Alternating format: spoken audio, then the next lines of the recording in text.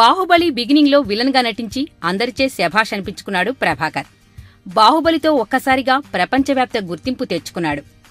బాహుబలికి ముందు సినిమాల్లో నటించినప్పటికీ ఒక మామూలు విలన్లానే గుర్తింపు ఉండేది.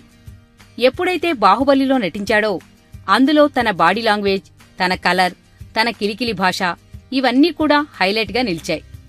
నిజం చెప్పాలంటే బాహుబలితో రానా, ప్రభాస్లకు ఎంత గుర్తింపు వచ్చిందో అంతే గుర్తింపు ప్రభాకర్కు ఆయన మాట్లాడిన కిలికిలి భాషకు వచ్చింది. ఇప్పుడు బాహుబలి 2 వంతు వచ్చింది. బాహుబలి 2లో విలన్ ఎవరు? ఫస్ట్ పార్ట్ క్లైమాక్స్లో చిన్నదే అయినా కీ రోల్ పోషించిన సుబ్బరాజని చెప్తున్నారు. కాలకేయ రేంజ్లో ఈ నటుడు ఈ సెకండ్ పార్ట్లో కనిపించనున్నట్లు తెలుస్తోంది. బాహుబలి 2 ట్రైలర్ లాంచ్ సమయంలో సుబ్బరాజు కూడా స్టేజిపై కనిపించటం ఈ ఊహాగానాలకు తావిస్తోంది. కాగా ఈ సీక్వెల్లో 5 పాటలున్నాయి.